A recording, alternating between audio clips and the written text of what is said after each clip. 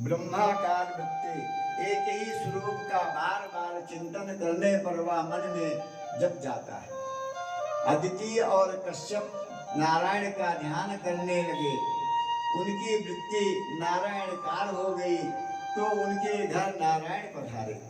अदिति सभर्गा हुई, 9 मास पूर्ण हो गई तो अदिति तन्मयता से प्रार्थना करने लगी कि भगवान कब प्रकट होंगे।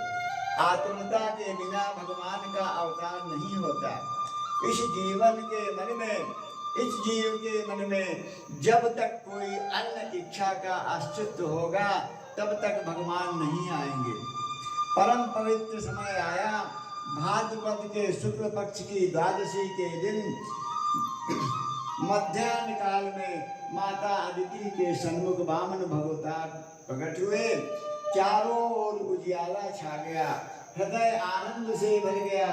कश्यप जी वामन के दर्शन करने के लिए दौड़ते हुए आए।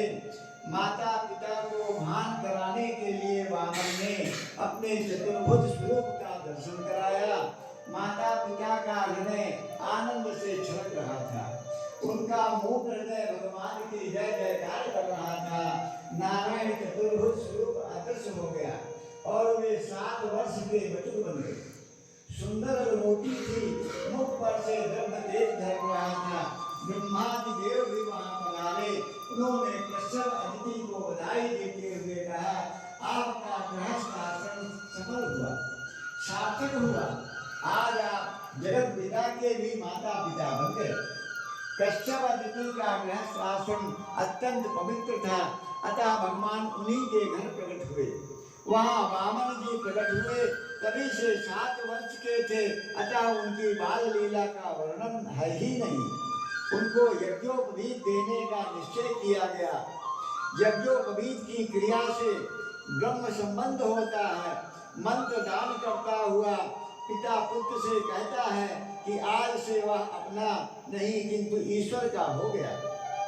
उस दिन माता के साथ उनका अंतिम भोजन कराया जाता है। इस पवित्र विधि के बाद पुत्र के माता पिता बनते हैं सूर्य नारायण और गायत्री देवी। जनेऊ के वेद विहित सेवा है।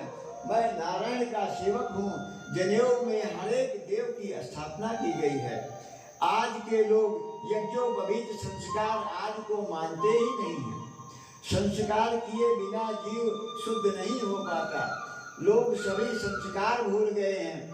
मातृ विवाह संस्कार ही बाकी रह गया है, क्योंकि उसके बिना किसी से भी रहा नहीं जाता।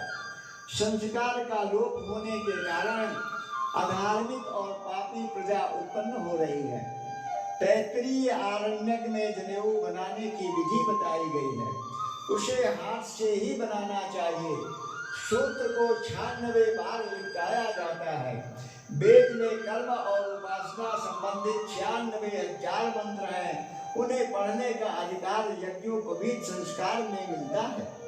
वैसे तो वेद के मंत्र 1 लाख हैं, किंतु बाकी 4000 मंत्र सन्यासियों के लिए हैं। जनेऊ के निर्माता है ब्रह्मा और उसे तृणातीत करने वाले हैं भगवान विष्णु। इसका गठबंधन शिव जी करते हैं और अभिमंत्रित करते हैं गायत्री माता।